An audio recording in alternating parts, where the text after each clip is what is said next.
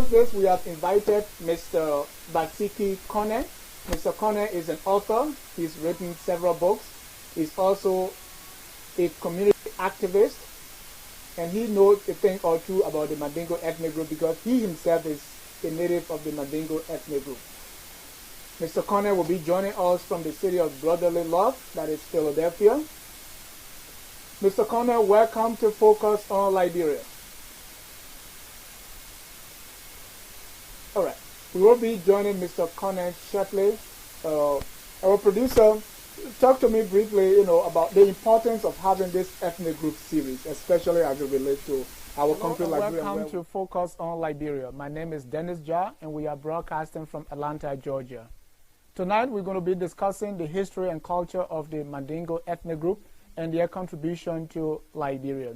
This is continuation of our ethnic group series where we discuss the various ethnic groups and their contribution to the Republic of Liberia, being it in art, in culture, in history, in politics, and whatever. We're going to discuss each ethnic group. Tonight, we are focusing on the Mandingo ethnic group, and with me to discuss this, I have my co-host, Mrs. Yasendi Martin Kweye, who's also a producer right here at Focus on Liberia. It is a pleasure to be here, Mr. Jah. Thank you. And to discuss the Mandingo ethnic group, their contribution, the history and culture of this group, we have invited Mr. Basiki Kone. Basiki is an activist, also an author of many books, including The Land of My Father's Birth. Mr. Kone will be joining us from Philadelphia, the city of brotherly love. Mr. Kone, welcome to Focus on Liberia. Thank you for inviting me. I'm very, very happy to be here, and I hope the program is going to go very well. On Focus on Liberia, we are glad to have you. Thank you so much for coming back. All right. No problem. We're here to discuss the issue. Taking questions from your listeners, and hopefully the information we provide, if they have some questions to give us, we are prepared to answer any questions according to the dictate of our ability. Liberia do believe that if we know a little more about each of the Liberian ethnic group, we know the contribution they make to the Republic of Liberia, will be a little friendlier and very much appreciative of each of the various ethnic groups.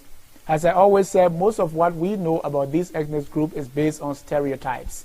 So we want to take some time to dig a little deeper into the various ethnic groups and their contribution to Liberia. My co-host, if you can just elaborate more on the importance of having this ethnic group series. I think it's really important at this stage or at this point in time in Liberia where we're all discussing where this person came from, how this person got here, and who belongs where and who does not belong. There are a lot of issues going on in our community at this point. And I think we need to have this conversation because an informed person is a good citizen, or an informed citizen is a great citizen. So it is noted that all of us in Liberia, or 90% of the tribes, we all came from somewhere. We migrated to Liberia. But other people feel that they are more Liberian than the others. So I think a little bit of education, background history will help us kind of steer the ship a lot more easier in understanding one another and in building our nation. That is exactly the point. So we're going to go right into it. We believe that, and we are inviting all our online guests to be part of this. Nobody knows it all. Mr. Kone is going to do his best. We want all of us to contribute to make sure that at the end of the day, we all help to write the history of Liberia. So let's go back to Mr. Kone right there in Philadelphia to just give us a brief history, culture of the Mandingo ethnic group and their contribution to the Republic of Liberia, to who we are today. Mr. Kone. All right. First of all, let me say thank you very much for this opportunity. Like your co-host said, Liberia is a country of diversity in terms of ethnicity, in terms of religion, in terms of culture.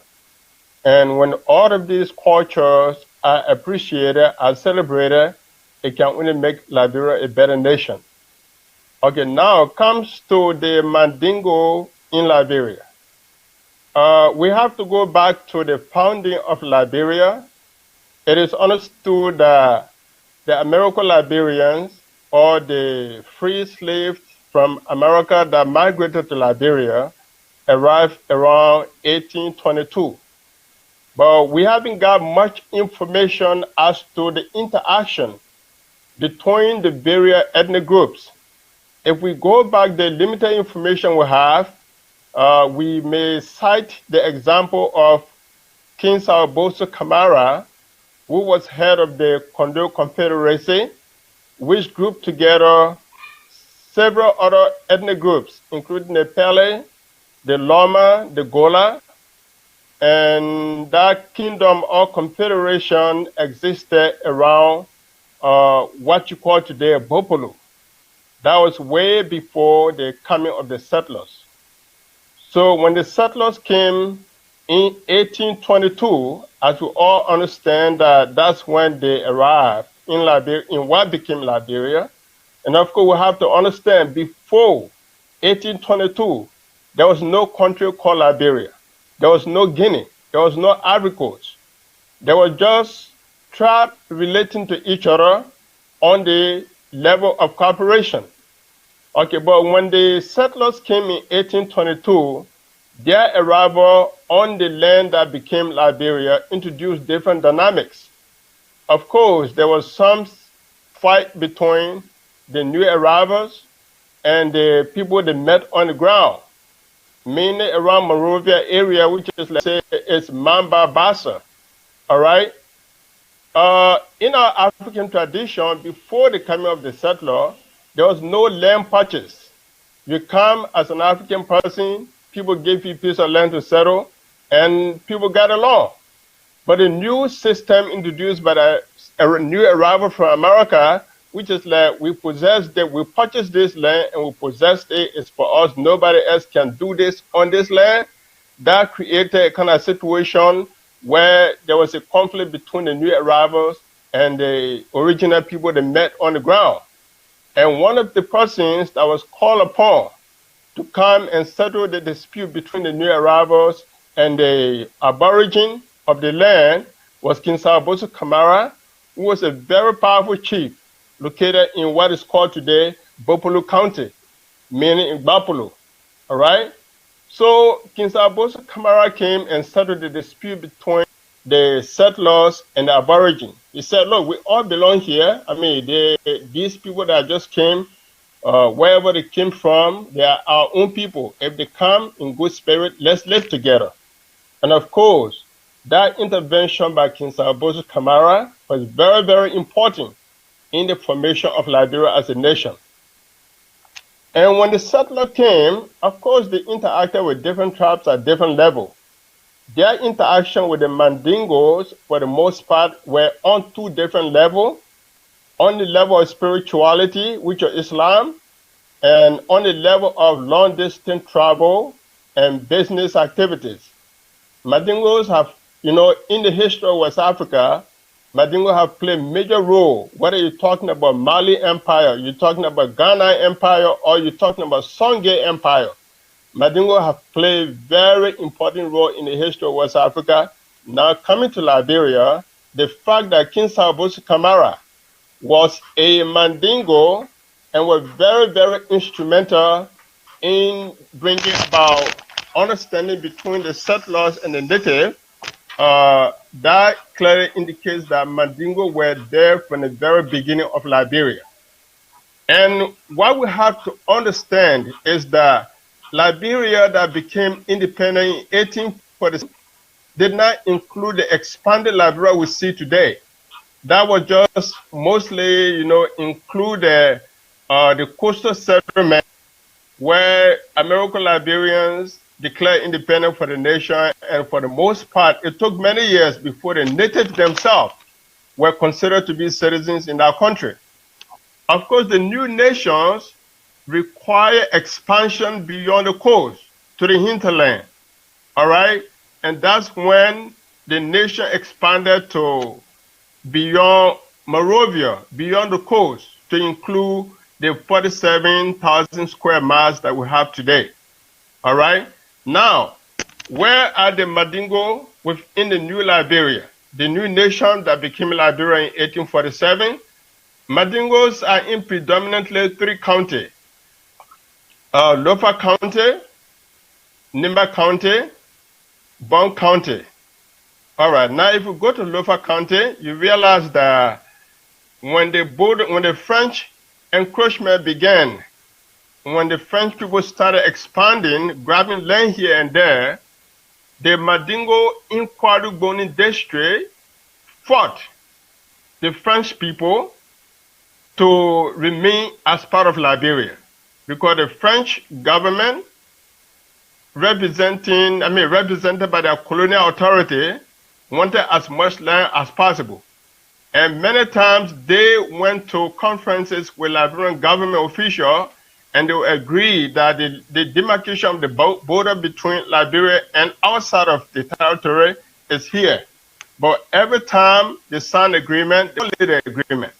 So the Mandingo in Kwadugboni district, led by Chief Barclay Koli Kamara, fought bitterly against the French people, because they also had the options, either to join the French side of the border or to join the Liberian side, and they choose to join Liberia.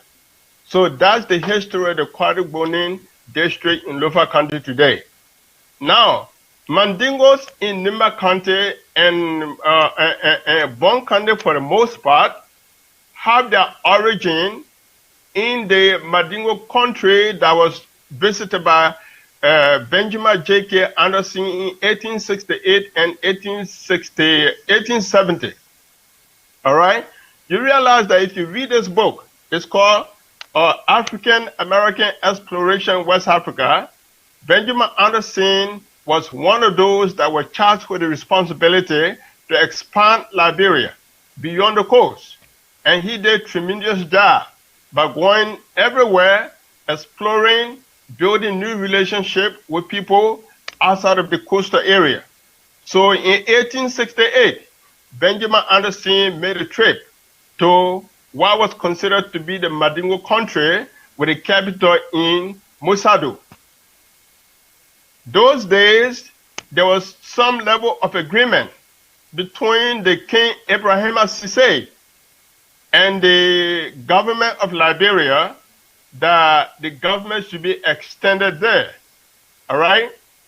Benjamin Anderson, realizing that the Liberian government didn't have the money to extend the administration in that area, decided to even raise money on her own. Because at that time, as I understand from his book, the Liberian government appealed to the U.S. government to at least loan us some amount that would have enabled our government to be extended to that Mandingo country. But unfortunately, the U.S. ambassador in Liberia at the time said that Liberia could not pay the money because it was indebted to so many people, so many other countries, or companies for that matter. So as a result, and plus the fact that Samuel Touré, a very great warrior who fought the French people for 18 years over that piece of land, intervened militarily against Chief Ibrahim Sise. So many other factors led to the French encroachment, and instead of that whole Mandingo region belonging to Liberia, it remained in French Guinea. All right? But most Mandingo that originated from that Mandingo country that should have been part of Liberia and now is part of Guinea, end up settling in Nimba County and Bon County. All right?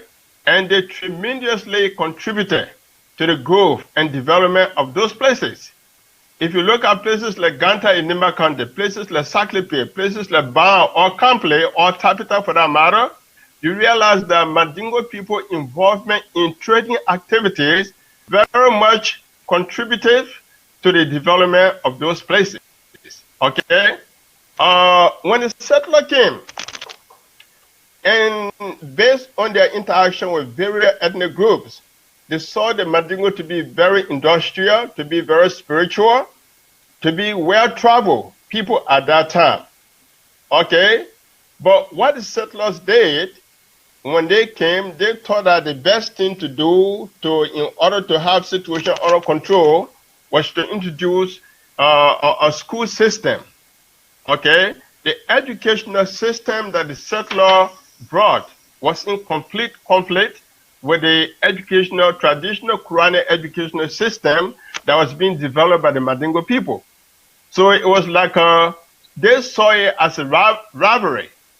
Mandingo rejected Western education, and they thought that we had the best system. We cannot embrace any other system introduced by people that are just coming on the land. Okay? So when the Western education was introduced, it was introduced along with cultural indoctrination. To be educated in the Western concept as introduced by the American Liberian, one has to accept Christianity, one has to basically reject his own culture and tradition. And our forefathers or grandfathers saw that as an infringement on their cultural right. They refused automatically to send their children to school. Okay? So when the other children from other ethnic groups that accepted to go to attend those Western education, they, one way or other, became the educated class in various places. They were the civil servants, they were the judges, they were the county administrators, while Mandingo are basically, focusing on their trading activities. That's why everywhere you went to Liberia, every town or village, you're going to see a Mandingo operating some kind of shop, buying cola. They became middlemen for people producing cola, cocoa, coffee, and they would take those products to the coastal area. They would take goods from the coastal area to the hinterland. So basically, Mandingo have been involved in trading activities throughout the history of Liberia, up to our present day. And because of their heavy involvement in trade and focus so much on their religion, they didn't really focus on participating in the national life of Liberia in other way, meaning that you couldn't see Mandingo teachers, you couldn't see Mandingo policemen, you couldn't see Mandingo in military. Maybe you could see one here, one there, but they were not involved in those activities just like everybody else in the country. All right? And I believe that because Mandingo reduced themselves to just making money, making profit, chasing profit here and there, that might have created the impression in the minds of other people that indeed Mandingos are not citizens of Liberia. They are just here to make their money to go back to wherever they came from. So that is basically the situation of the Mandingo in Liberia. And culturally, one can say that they have contributed, to some extent. Prior to the war, one of the popular TV series was the Malawala Balawala group. And that was spearheaded by someone like Kekura Kamara, Kamo Soko, and other, prominent Mandingo people that are involved in the cultural promotion of Liberia, which were headed by Jala Keke Kamara. So that's what I can say about Mandingo. But one can also say that during the war, because of misconception on the part of many Liberians, they thought that Mandingo people were foreigners and they had to chase them out of the country. When the Mandingos left Liberia as a result of the war and went to Guinea, they discovered some reality there. They realized that even the Guineans themselves, who were not aware of the Koniaka Mandingo in Guinea, even though Koniaka have a whole region in Guinea, but most Guineans were not aware of them. Because Koniaka, even if they live in part of Guinea, many of them did not visit Conakry before the war. They would rather go to Monrovia, they would go to other parts of Liberia, and their presence in Guinea.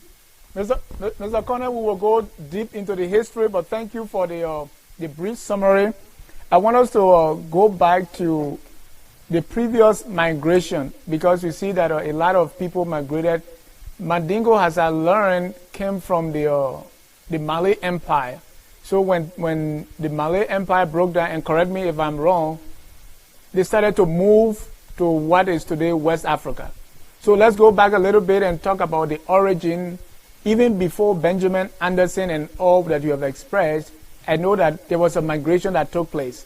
talk to us briefly about the migration of Mandingo people to what is known as West Africa today, specifically Liberia. Mali Empire existed in West Africa. Whether it's Mali Empire, it's a Songhai Empire, or Ghana Empire, all of these existed in West Africa. All right? It is not just the Mandingo that were in those places. All of the various tribes today that you see, the book recently written by Dr. Patrick Barrow has thrown some light on the migration of all of those people, meaning that when the Mali Empire declined, and as a result of the Arab invasion, there were a lot of migration of people to different places. I may not be able to give you the timeline as to when exactly this tribe arrived here, that tribe arrived there, but what I can say is that it is not just Mandingo that migrated from that very Mali Empire we are talking about, and which is being acknowledged by all of us. It is also other tribes that migrated from those places and ended up in Liberia today. So basically, one can say the territory that became Liberia, that even became Guinea or even Ivory Coast, all of them have something to do with the migration from that empire. I may not be able to give you a specific timeline as to when this group arrived here or when that group arrived here, but what is historical and acknowledged by many historians is that many of the ethnic groups that we see in Liberia today migrated from that very Mali Empire. As you can see, the Pele, the Mandingo, the Loma, the Mana, for the most part, have some level of connection with Guinea. So it is going to be faulty to say Mana people left from Guinea to come to Liberia. Mandingo people left from Guinea to come to Liberia. What is fair to say is that all of these tribes lived with each other before the coming of the French colonialism. And then when the boundary was drawn, Mana people were not called into any conference to say, oh, which side you want to go. Some Mana ended up on the other side of the border. Some ended up on our side of the border. The same thing happened with the Pele. The same thing happened with the Gio and all the other various ethnic groups. That's why today you see Crown people in Liberia, Crown people in Ivory Coast, Gio people in Liberia, Gio people in Ivory Coast. So I don't think it is fair for us to always say this tribe came from that Guinea and to Liberia, because the timeline we are talking about, you didn't have a country called Guinea. You didn't have an Ivory Coast. So it is not fair to say Crown people left from Ivory Coast and came to Liberia. It is not fair to say Mandingo people left from Guinea and came to Liberia, because we are talking about a time when none of those countries existed. So it is just because of the imposed demarcation of the boundary that made us to look like we are in. That is correct, Mr. Connor. So let's go back because even before we did a series on the history, most of those ethnic groups migrated from the Songhai and all the different empires, and as you rightly put, Dr. Burroughs' book share a lot of light on that. Let's go back specifically now to the Mandingo ethnic group. I know that's the most prominent, according to history, of all of the ethnic groups, especially in West Africa. And we have Mandingo in a number of countries, including Liberia. What is Mandingo, or how Mandingo refer to themselves? Let me start that way.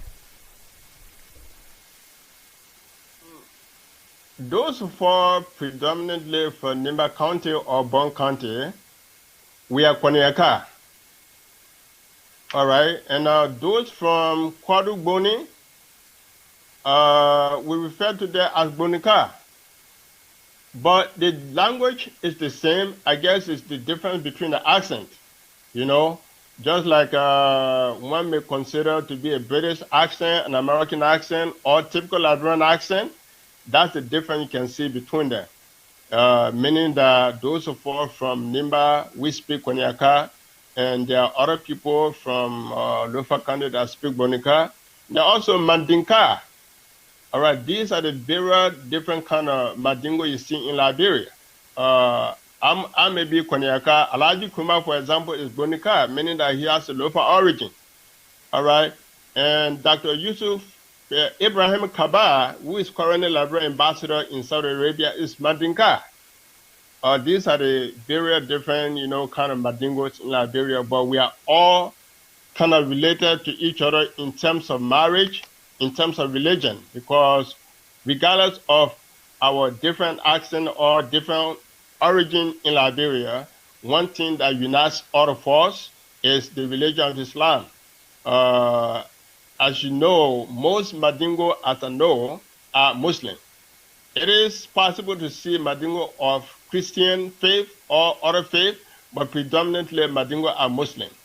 Right. Besides religion, besides Islam, how are Mandingo in Liberia related to Mandingo in, say, Senegal, in Sierra Leone, in Mali, Burkina Faso, and other places? How the difference in language and other cultural traditions? All right. In terms of the language, like I said, the same difference that exists between Mandingos in Nimba is the same that exists between Mandingo and the one in Ivory Coast. Like in Ivory Coast, the Mandingo language is Jula. In Guinea, it's called Mandinka. And in Gambia and Sierra Leone and Liberia, it's Mandingo. All right? But again, what makes all of us to feel related is the religion. But again, Mandingo culture is quite interesting in the sense that as a connect from Liberia, if I do travel to Mali today and I see a Malian family that share the same last name, they will quickly accept me as one of their family members. I remember in 2010, I traveled to Bamako, Mali. I was a total stranger in Bamako, but where I was hosted, it was in some corner family yard. And when they saw me, they saw a kinsman, they saw a family members coming from Liberia. That is one of the riches of the culture, because it is the language that it is the language that is in about almost 11 countries in West Africa, which include Guinea, Liberia, Sierra Leone, Gambia, Ivory Coast, Mali, Burkina Faso, and so forth and so on. So it is a tribe that is widespread in West Africa, maybe next to the Hausa in Nigeria in terms of population. Mandingo has to be one of the largest populated groups in West Africa. And that kinship, based on the last name, you don't identify Mandingo people by the first name, you identify them by the last name. I could say I'm Basiki, that doesn't mean anything. My name Seku doesn't mean anything. But the last name, which is Kone, Kuma, Kamara, means a lot. That can make a connection between me and Kamara in Ivory Coast. It can make a connection between me and Kamara in Guinea or a Kamara in Sierra Leone.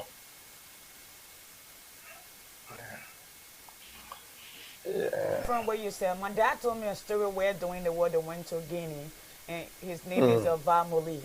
So he told us there was a time in Guinea, and when they heard his last name, the people were really nice to them. In fact, they called him Fendi. Now let's go back. You said the Mandinka, the Malinki. What is actual the original name before everybody migrated? Because it has to be one tribe. What was the original name before the 15th century, before the migration? It is Manding is the original name. All right. There was something called the Manding Empire, which was headed by the late Samuel Touré, the great-grandfather of Sékou Touré. That was the name given to, that's the original names. But because of migration into different places, and there's different names now for the tribe of Mandingo. Like I said, in Ivory Coast, the dialect, the language spoken there, which is basically the next language to French in Ivory Coast, is called Jula. Jula, in the literal sense, means that trader. Trader, Jula simply means trader. And I guess that name stuck with the people there because of their trading activities. And in Guinea, you may say Mandinka or Malinke, but they themselves will say a Mandinka. You usually don't hear them say a Malinke I think that was the French way of pronouncing the name. But that's how they call themselves. They call themselves Mandingo. Then if you ask me, we call ourselves Kwanyaka. Kwanyaka. I mean, in the literal Mandingo way, I would say, no Kwanyaka, you know. And I'm not sure if it's the same thing in Burkina Faso, but I know in Sierra Leone, it's the same thing as Mandingo, because that, I think Mandingo is more of English pronunciation more than the French. For the French, it may be in Guinea, Malinke, or Mandinga, as they themselves call themselves.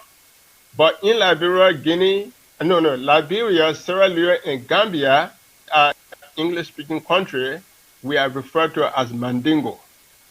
But in the actual origin of this, the Mandinga, that's the way to say in Mandingo. Okay, so we have questions on Facebook that we're going to be going to shortly. But let's talk briefly about the religion. I know you already mentioned that many Mandingos in Liberia are Muslim. But if you read history, Mandingos were not originally, Muslims. They were of the... So just tell me briefly about the origin of how many Mandingos became Muslim today. To be fair with you, sometimes we Muslims will say, oh, European came and imposed Christianity, and they forced our people to change their name to European names like William, Dennis, or whatever. It's the same thing that happened. So I've come to believe that both the European and Arab colonized Africa. And because of their colonization, we became either Christian or became Muslim. But obviously, we were not born Muslim. We are African. Before the birth of Islam, Africa existed. And African people existed. But it is unfortunate that both the Arab and the European took advantage of Africa. And they took many of our people and carried them as slaves to the Arab world and to the European world, and to the New World, which is today America. All right? So it is fair to say, if you ask most Mandingos today, I believe out of ignorance, they will say we've always been Muslim. But the fact of the matter, we have not always been Muslim. Islam came before, we were people, we follow traditional religion, just like any other African people, be a Kru, be a Mano, Gio, we all follow some form of religion. Because obviously, you can't tell me that before the birth of Christianity and Islam, there are no other religion. My belief is that people have always believed in God one way or the other. All right? It just happens that the Christianity and Islam was brought by people, the Arabs, to be specific in the case of Islam, the European in the case of Christianity, and as a result of many years of indoctrination, became Muslim, some became Christian. All right, but for the Mandingo, for the most part, they are Muslim. And I think the reason for that is that when the Arab came with the Islam, those empires, whether it's the Mali Empire or Songhai Empire, were predominantly led by the Mandingo people. They were the rulers. And obviously, Islam was brought to the rulers before it was, brought to other people, the subjects within our kingdom. So as a result of that, Mandingo people are predominantly Muslim today. And unfortunately, some of them don't even know the pre-Islamic history of their own tradition, their own culture.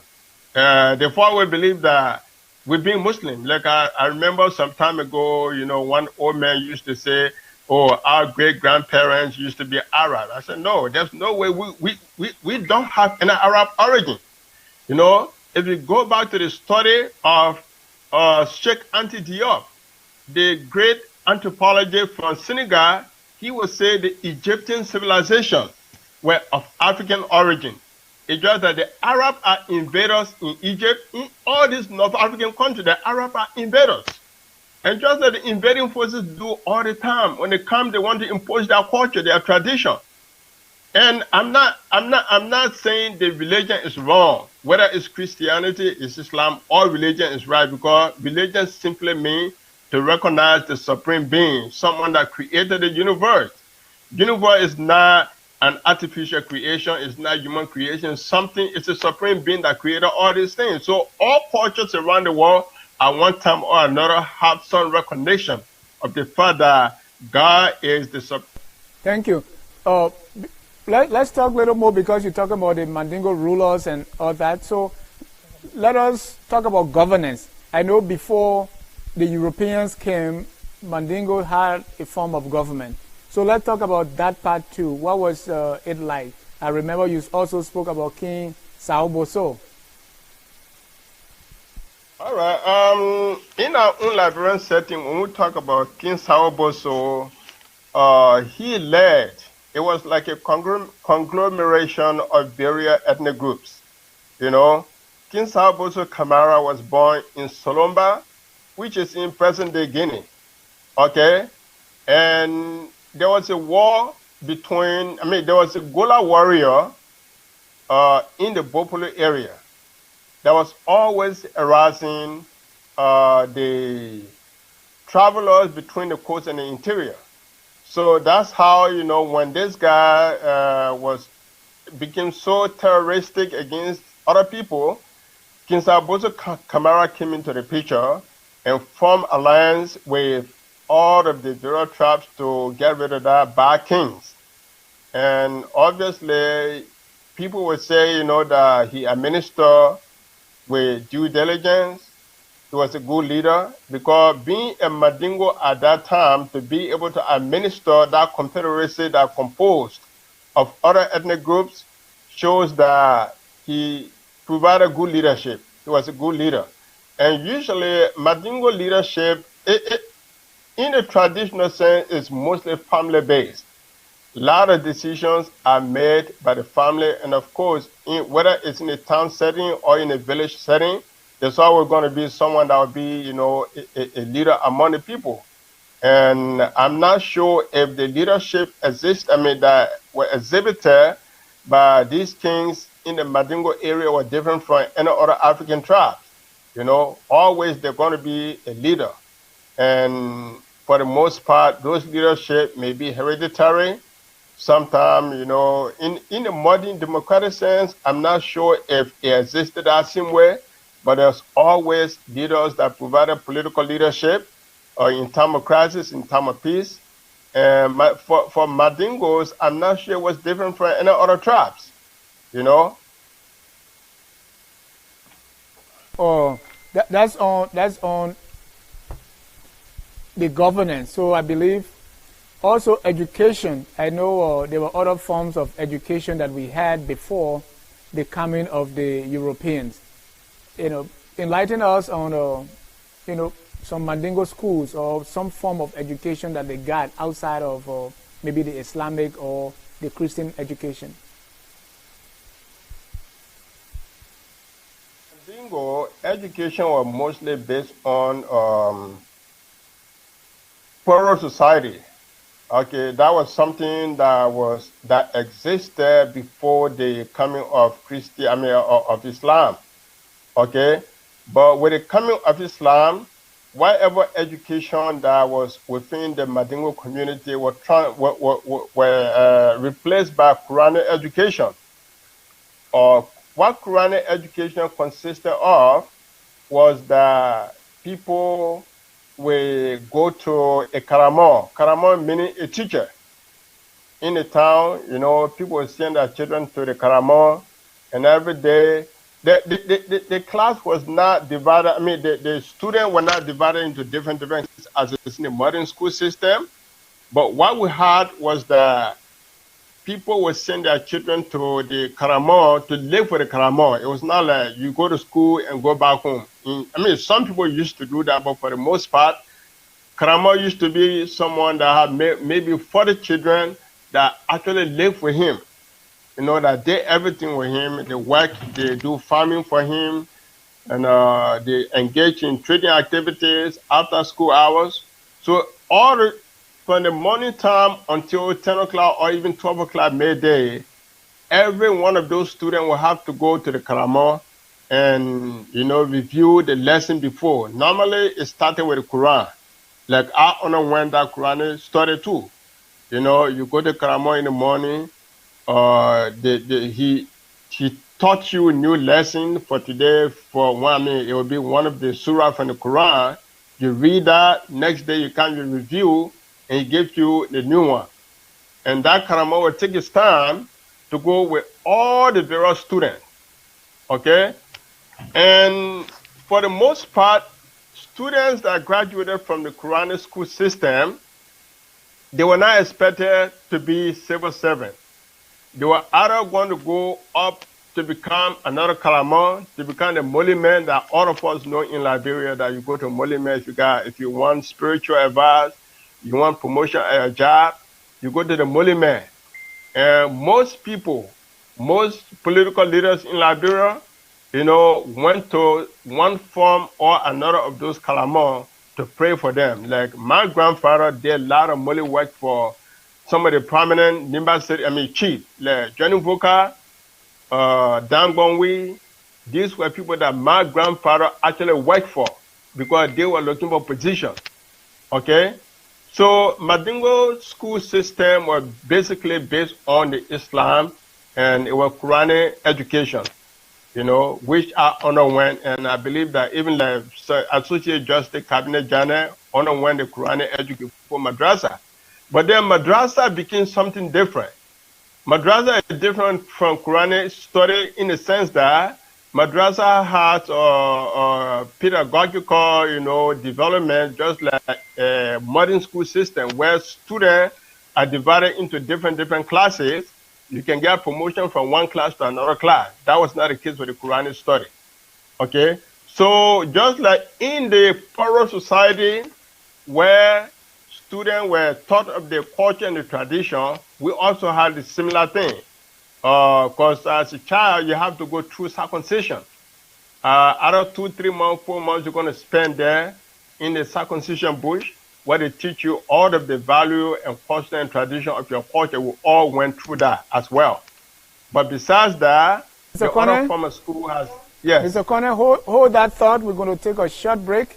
And when we come back, we're going to discuss marriage. I have in studio with me someone who also has a connection with the Mandingo ethnic group, and she specifically wants to know about how you go on marriage. And then we're going to take questions from our Facebook audience and invite our callers to call in. But until then, we're going to take a short break, and we're going to be right back. Culture of the Mandingo ethnic group and their contribution to Liberia. Our guest is Mr. Vasiki Connor, an activist and author.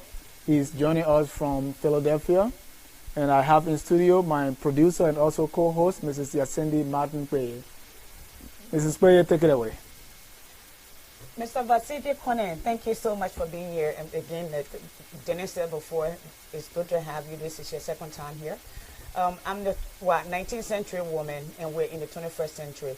I'd like to understand the process of courtship and the process of marriage in Mandingo culture. What is the process, and how complex is that? And before the 15th century, and then in the 21st century. The culture of marriage in the Mandingo tradition is very, very strong.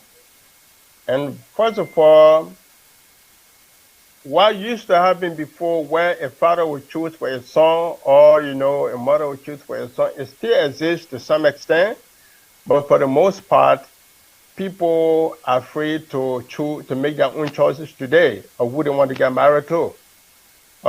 It starts with a relationship between you and someone. It may not be sexual. It may be expression of interest in someone. He or she going to say, well, if you're interested, reach out to my family. And of course, when you, as a man now, you approach the family, one of the first questions they want to know whether you're Muslim. So Islam is very a cardinal part of Mandingo marriage. Like I said earlier, majority of the Mandingos are Muslims, and their marriage tradition is based on that.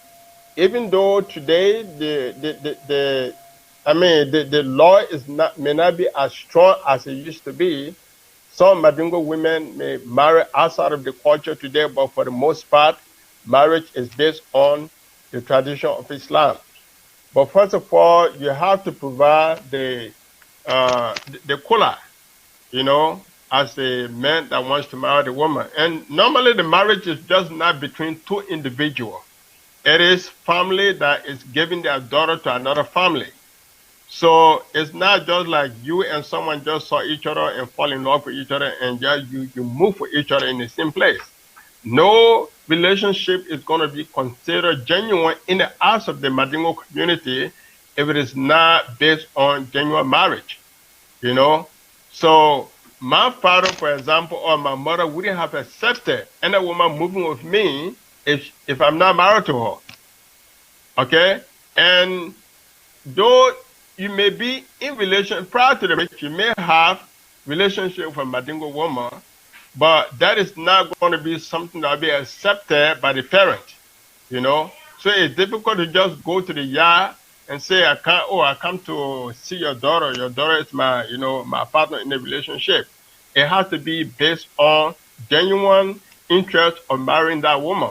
So whatever you and that young lady do behind closed door is between the both of you. The parent, even if they know their daughter is dating you, it's not going to be like, they're not going to accept it. They're not going to acknowledge it. So it's just between the two of you until you go and talk to your family members now who are going to represent you to the other family of the girl and talk to them that, well, as a family, our son has found some interest in your daughter, and we come here respectfully asking you to give your daughter to us in marriage. Then that family of the lady now are going to lay down their what they want for that marriage. Like, we just have one quite recently here in Philadelphia. My brother lives in New York. His daughter got married to someone from Texas quite recently, and I'm basically, in terms of the family structure here, I'm next to him. So I was basically responsible for giving all of our requirements to the young man that wanted to marry my niece. And we talk about the cows, 3 cows. No, I say, what are some of those requirements? You have to be a Muslim. And you bring 3 cows. You bring a 10 lapis suit. That should be at least placed in, I mean, two suitcases and things like that. I mean, 10 lapis is the requirement, but if you got additional one to add to that, that's fine. You know? So basically, these are the requirements. It used to be like... Mr. Connor, what is the basis of the 10 lapis, the 3 cows, and all that? No, that's just the dowry. I mean, dowry, you know, I think this is something acceptable in all of our culture, whether it's a Grebo culture, Mandingo culture, whatever culture. You know, everybody got different standards, you know, in terms of what to require from the people that want to marry your daughter or your niece or your sister. So all of those 10 lapis, the money that's supposed to be brought for the mother and the father, these are all part of the requirement for marriage within the Mandingo tradition. In order for the marriage to be considered genuine, these steps have to be followed by the man that wants to marry the daughter. Otherwise, if you and that daughter live together, even for 10 years without going through that, you know, providing those requirements, it's going to be considered you committing fornication or adultery. It's not going to be. So, Vasiki, let me ask you this. Is there a age requirement for marriage? And one of the reasons I'm asking is I remember growing up where you have some very young girl who were married at a very early age for older men. Has anything changed in the 21st century for that, if any? Those days you didn't, most of the women were not educated. You know, Mandingo community did not send women to school with the thinking that if you send a girl child to school, she's going to go astray. But in this 21st century, things are changing. And if you look, you know, during the graduation time, whether in Liberia or here or in Australia, you see a lot of Mandingo women are going to school today. Some of them are professionals, some of them are doctors, some of them are journalists and writers. So, of course, the Mandingo community is changing along with other society as well. You know, the way it was quite easy for 15 years old or even less than 15-year-old to be given to a man of older age, that is changing, you know. So with more education, a lot of changes are coming to the Mandingo community. Today you could see a Mandingo girl graduating from LU or graduating from air school here in America. And of course, the girl that has graduated from college, you're not going to just force that one to some older man that's not even educated. She's not going to accept that. So just like for any other ethnic groups in Liberia, things are changing for the Mandingo people as well because of travel, because of education, because of exposure to other cultures as well. All of those things have become a contributor that we don't have the same forced marriages we used to have before. So most marriage today is based on consent. Mr. Connor, just walk me through a marriage ceremony of a Mandingo girl or lady. After the man has met all of the conditions set for the marriage, he and his bride will decide whether it's going to be a big wedding or it's going to be a small wedding. All right? Depending on the financial situation of both sides. All right, like the one we just had, our daughter and his fiancé and her husband decided that, well, we don't want to do any big thing. Let's just do something in the mosque. So the family members from the men's side and the woman's side, we all went to the mosque here in Philadelphia, and the imam in the mosque officiated the marriage. Basically saying that, well, I want to see the parents from both sides and let them say we agree that our daughter is going to get married to the son from the other family. And it was just like that. Okay, but in some cases, right after that traditional aspect of the marriage, people want to go and do the Western part of it, where they will go to, rent a hall and do bridesmaid and all those things, just to formalize it in a Western sense. So most Mandingo marriages today is either going to be traditional setting in the mosque, or in some cases, right after the mosque program, they'll go and rent a hall where they're going to carry on all the same formalities that may be the same as with any other ethnic groups in Liberia.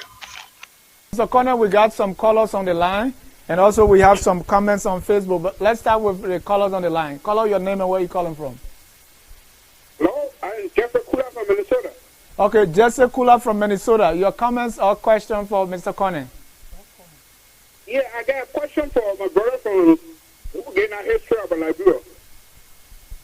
Go ahead, sir. Yeah, I don't know his name, but I'll let him ask him. He gave all the detail how the Mandingo people were there when the settlers came there. How will you be a part of a party and you did not take anything from there? Then they were there as one of the original. Why they don't have? They don't have no hunting. All right. Yeah. Thank you. Thank you. I had another one. Go ahead. Yeah, another gay certain view. If you and a neighbor live together and y'all want to be friendly, why should you not take from your neighbor and you cannot get to a neighbor? That means if they say they are part of us, that they pay that the Mandingo, they pay that the crew, the Roma, the Bassa, why is that they can't allow us? They take our sister, our mother, our daughter, our auntie. Why they cannot allow us to intermarry with them? All right, thank you. Thank you. Yes. Mr. Connor, you have two questions from our caller in Minnesota.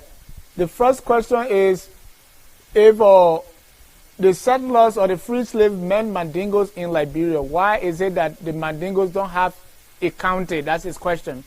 Then his second question is, Mandingos men are getting married to women from other Liberian ethnic groups. Why is it that Mandingos cannot allow their women to get married to Liberian men from other ethnic groups? Those are the two questions from the caller in Minnesota. All right. I think when I said in my opening statement that if Liberia were to extend based on the expedition of Benjamin J.K. Anderson into the Mandingo territory, which came to be called, which was called the Mandingo country at that time. You know, those days, county region were identified with the tribe that lived there. All right. So, assuming that Benjamin Anderson trip to the Musadu area has succeeded in terms of incorporating that whole area into Liberia, that probably would have been the original county of Mandingo people in Liberia today. But unfortunately, that did not happen. However, if we go to the Lofa side, the Kwadugboni area, there were Mandingo people that were in Kwadugboni district that fought against the French people to remain in Liberia. And of course, that may be considered today to be the origin, the hometown or the homeland of most Mandingo, because most Mandingo identify with that area to be their homeland. But the fact of the matter is, when Liberia became a modern nation, expanded from the coast to the interior, all of the people that were already there in all those places became citizens. And of course, we also have to understand that citizenship, it took many, many years before it extended to other tribes beyond the Congo people. All right? So if Mandingo people lived in Nimba County, lived in Bon County, lived anywhere in Liberia before the independence, and the independence came, they were already there, it is not going to be fair to say they don't belong there. You know, because we're talking about modern state, modern nation state. It's not based on the traditional system we had before where, you know, like if you go through the Benjamin Anderson diary, you will say, I traveled from Pele country, I went to Loma country, I went to Gola country, I went to this country. So all of the country identified by Benjamin Anderson were identified by tribes. All right? So you didn't have a united concept of country today like we have, you know? So obviously, in the case of Mandingo people, those of us that are from Nimba County, we see ourselves as bona fide Liberian. That we have, you know, family ties with the Gio and the Mano. I'm pretty sure Mandingos in Bon County do the same. Now, when it comes to marriage, there's a complaint, consistent complaint all the time. Why is it Mandingo people allow themselves to marry from all the other tribes, but they don't allow other tribes to marry from them? And I think the main reason for that is because of the religion. Okay? If you go to the Bible, it encourages Christians to marry among themselves. All right? Islam says the same thing. But what is the difference between the approaches of both Islam and Christianity to marriage is that, for the most part, Mandingo are much more rigid with their traditional concept of marriage, while other people may be liberal with their interpretation of the biblical explanation of marriage. So it is quite interesting, it is quite possible to see other people not having much control over their daughters. Because for the most part, you see a lot of women in Liberia today, you know, the parents are not in full control in the sense that they are not providing for them. Those women are on their own to make their own choices. But in the case of Mandingo family, the father and the mother are obligated to provide feeding, to provide food, to provide everything for their daughters. So as a result of that, they have much more control over their own daughters as far as making the choices who they should get married to. But again, even the 21st century we live in today, there are a lot of intermarriages on the other side between Mandingo women and other tribes. Because I can name you maybe one or two examples now where Mandingo woman is married to other tribes.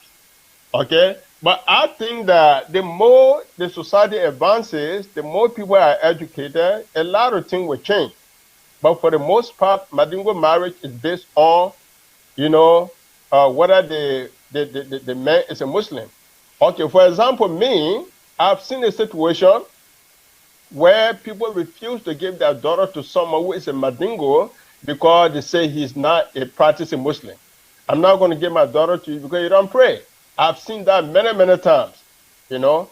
So in order for you, even as a Mandingo person, to be able to marry somebody's daughter, it means that you have to be a bona fide Muslim. Okay?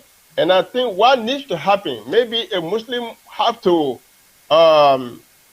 do something like, giving their daughter to other men from other culture, it means that if you agree to accept Islam, that's the condition. And for the most part, whatever the other situation could be, it could be a relationship that will be negotiated between a man and a woman. If the woman is willing to follow you in defiance of a culture, then, that could be the case. But of course, you cannot expect other people to relax their own religious, their own religious doctrine because they have to satisfy you, So you too, the other people have the right to say, hey, if you can't. And you know what? That is correct. I think that's some of our problem right there based on, if you're fully in control as a parent, if you're shaping your children in the right direction, if you're responsible, you've been a responsible parent. I think that's someone that we're down for in Liberia at this point. But let me ask you this. Is there a naming convention for the Mandingo tribe as to how you name your boys, how you name, like, for instance, in Ghana, if you're born on certain day, you name certain names. If in Makane, depending on if you're man or gay, or if you're born on, let's say you're the first or the second, there's a name, there's a naming convention. How does the Mandingo tribe name their children, the boys and girls? And what are the requirements? Well, normally when a child is born, names are given to someone in the family. It could be your mothers, it could be your fathers, it could be your grandfather. I will give myself as an example now. My name Vasiki is after my great-grandfather from my mother's side, meaning my grandmother's father. I'm named after him. All right? And I have 4 children. My first child, though she did not live, I named her after my grandmother. Okay, my second child is named after his grandfather. And I have another 2 children. My daughter is named after my mother. My youngest son, 40, is named after my wife's father. So the children are always named after someone in the family, And usually we have a baby naming ceremony where family members from far and near are invited to come. And even those of us living in America, we maintain that tradition among ourselves. When we have children, we call family members, we call our neighbors, they all come. We call Kalama, someone who is religiously endowed. We come and preach from the Quran, from the other Islamic books, and the name of the child is announced to the gathering. And women will start dancing, dance for that child being named after someone from other side of the family, either the mother's side or the father's side. Because we believe that to name a child is very important. The name given to a child is very, very important because whoever the child is named after, usually that person has to be good. Because as a parent, you're not going to name your child after someone who is not, who was not that good. If someone was a drunkard on the street, you're not going to name your child after that person.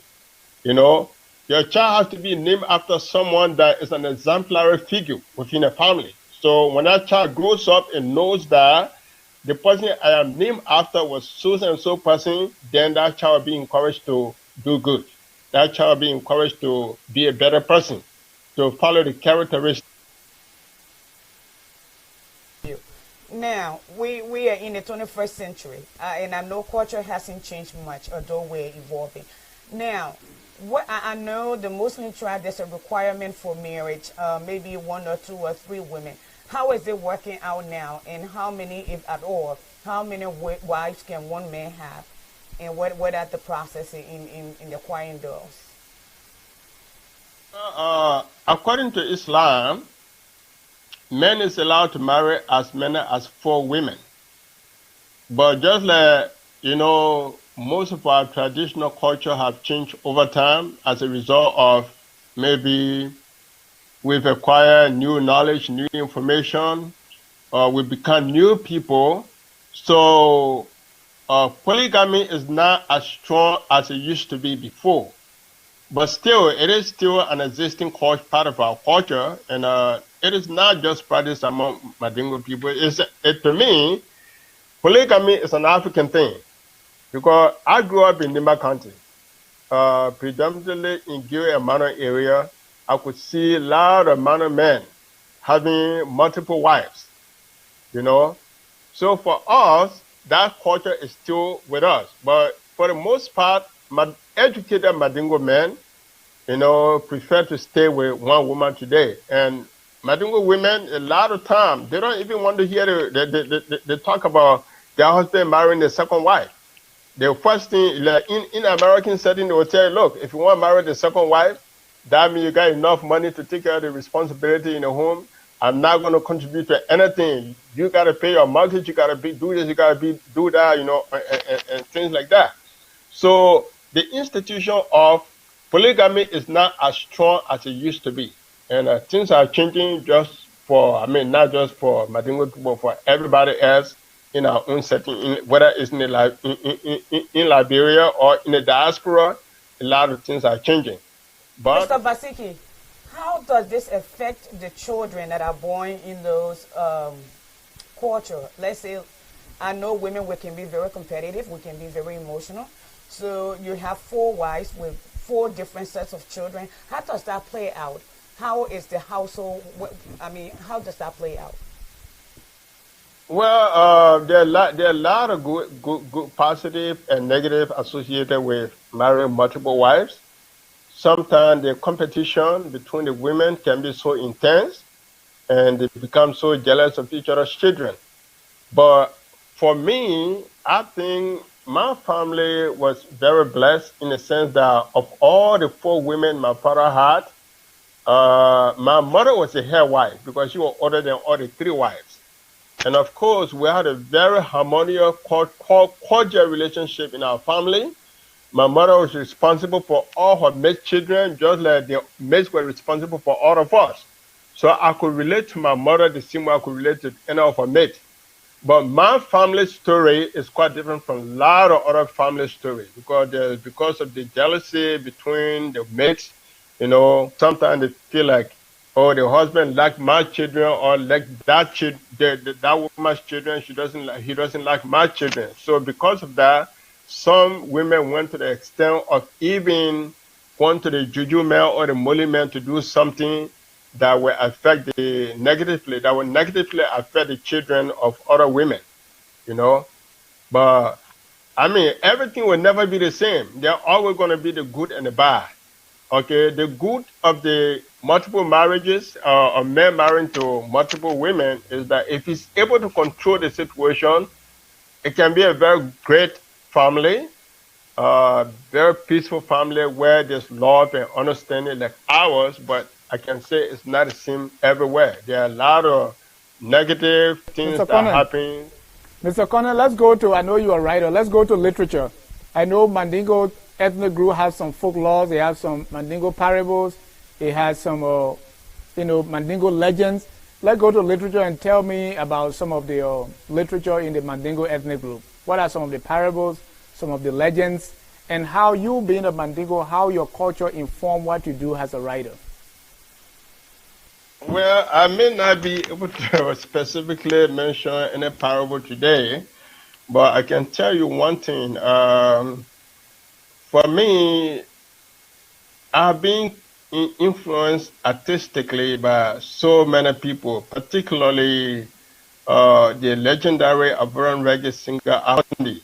At some point in my life, I wanted to be a singer because I felt like, when I listen to music, I'm like musician, also a messenger. They are prophets. They, give information. They educate the people.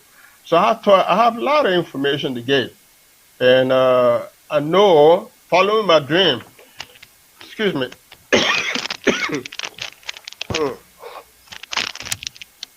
All right. I wanted to follow music as a medium through which I could be able to express my view on a lot of issues in society. But because of Islam, my people front on music. They think that music is un-Islamic, which I believe is misinterpretation as well.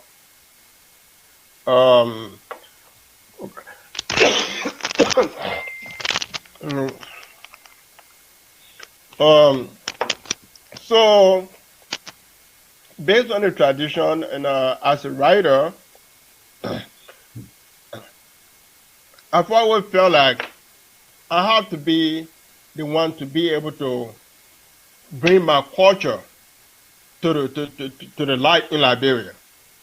So the books I've written, whether poetry, I have 2 poetry collections. And I have the memoir, The Land of My Father's Birth. You saw some video promotion of that book today. It has been my responsibility to talk about the culture and tradition of my people as a writer. And I was inspired by other people, like Kekura Kamara, for example. You know, he performed in the television drama called Malawala Balawala. And Malawala Balawala, the literal translation of that in Mandingo language is I believe it. Do you believe it? Malawala Balawala, that's how it is being interpreted. You know, that's the literal translation of that phrase, Malawala Balawala. Okay?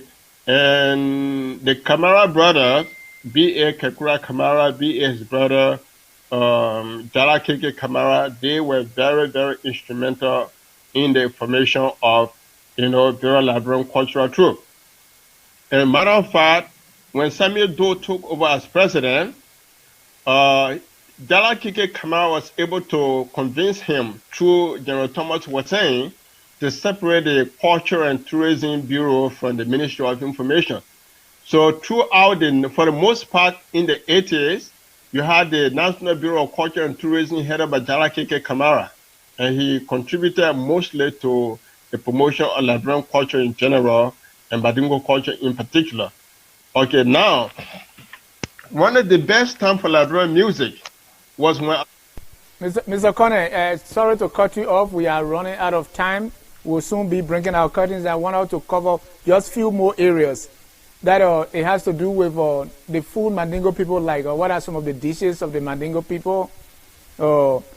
Give us some, I wanted for us to talk about stereotypes because I don't promote stereotype on our show. In fact, the reason we're doing the show is to clear out some of these stereotypes. So I wanted you to kind of speak to that a little bit. There are some Mandingo stereotypes. Some of them are very negative, and wanted to use this forum to also dispel them.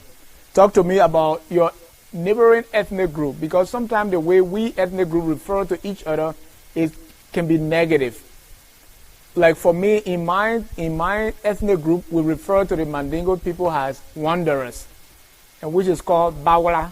So it means people that wander. So for Mandingo, how do you refer to your neighbors? I know I asked many things, but try to compare. Well, for me, my neighbors will be the Gio and the Manos. All right. The Mano people or Gio people refer to Mandingo as Mejime. It's a people that are among other people. They just travel from place to place. That's how they call us. All right. I mean, which is derogatory. And our own derogatory term for them is Dangu. When Mandingo men say Dan, it means that you are less than him. So we live in a society where even though Mandingo people will complain of being discriminated against, they too get their own way of getting back at people they consider to be discriminatory of them. So while the Mano and the Gio people call us Mejime, meaning that people that live with other people, we used to call them the Dan. Dan simply means that, oh, you're not a Muslim, or you don't have a tradition, you are pagan, meaning that, because for the most part, Mano and Gio people are not predominantly Christian. Though Christianity may be the dominant culture, but for the most part, the Manos and the Gio are not Christian, they're not Muslim either. So when they call us Mejime, Moin, like Gio people will say Moin, Mano people will say Mejime. But they all mean the same thing. They all refer to us as people that just come and live for other people. They don't have their own specific place. They don't settle in one place. They just move from place like a nomad. That's how they describe us. But in our own way too, we describe them as Dan. Dan meaning that, the people don't belong, they don't even believe in God. They don't serve, they're not Christian, they're not Muslim, they are Dan people, So even though they had their own sense of superiority over us, We do have our own sense of superiority over them, you know. But again, the more we talk, the more we dialogue with each other, the more we interact with each other, most of those stereotypes will be changed to something positive, you know, because our positive interaction will produce better relationship, better result, so that we always see each other in different light. Like today, it is the case, you know. Before my emergence as a writer in Liberia in the early 90s, you didn't see a lot of Mandingo name writing in newspaper, you know. Mandingo expressing their opinion on political, cultural, and other issues in Liberia. I started that tradition in Liberia with Moravia Daily News and our newspaper. And since then, I've been a constant presence within the Liberian media environment, be it newspaper or website. And I think because of my interaction with the media and my writing about different things, they have brought a lot of different awareness about Mandingo people within the subconscious of my fellow Liberians, and particularly in Nimba County among the Mano and the Gio people. We are here today, and that's why we are fortunate to have you. Talk to me finally on the food, some dishes of the Mandingo people. So I know I was in Guinea, Zerikore, and I know I ate some of that. But talk to my audience about that. And I want to also mention that when it came to, you know, you said you were very hard to say your last born. You said your youngest child. So I thought that was interesting. You know, most of the time when I say to people my last child, people say, no, you don't say that. It is possible you can have another one because you're still young, you still have energy. So people usually tell me not to say, you know, the one I have now is my last child. But I mean, that's what it is as things stands now. But I mean, maybe another one going to come along the way. That is with God, you know. But as far as the food that we eat, mostly at home, the food is other in Liberia. I remember growing up in Nimba. It used to be, for the most part, deeper and rice.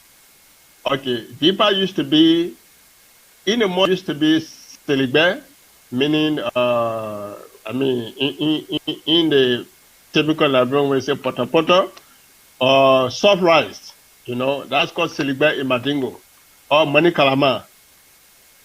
So breakfast will either be money kalama, it will be selibe. Then the lunch will be deeper.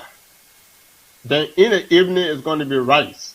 Rice, it could be any soup. It could be okra soup. It could be grumpy soup.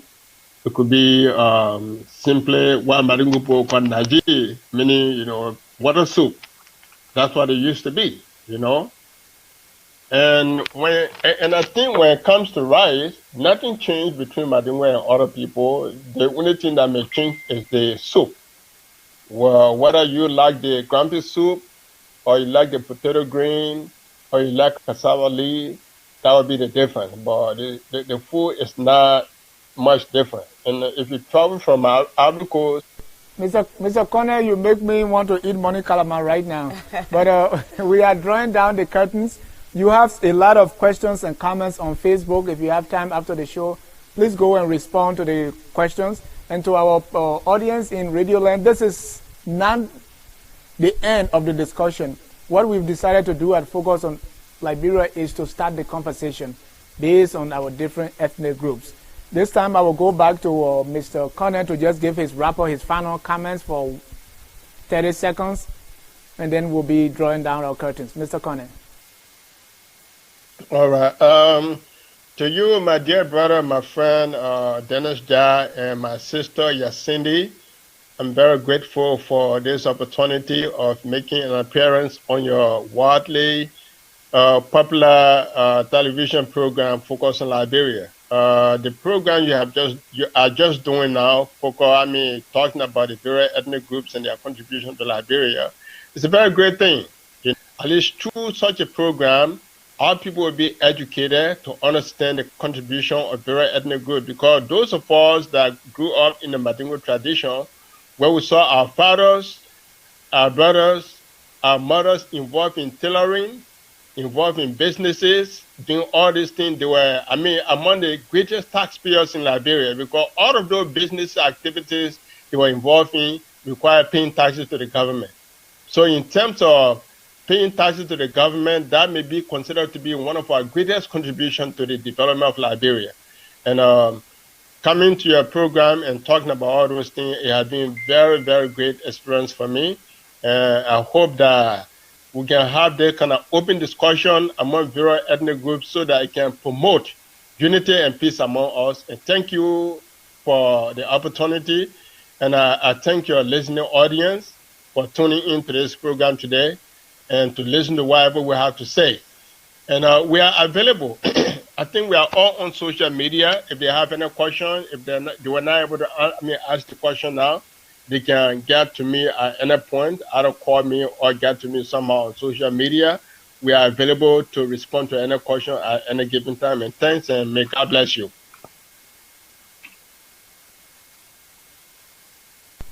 Thank you. Mrs. Yasendi Martin, any final comments on this very important topic? Yes.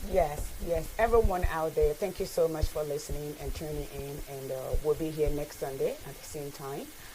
To our guest, Mr. Vasiki Kwene, thank you so much for being a part of this process. We have to have this conversation. It is a conversation that is long overdue.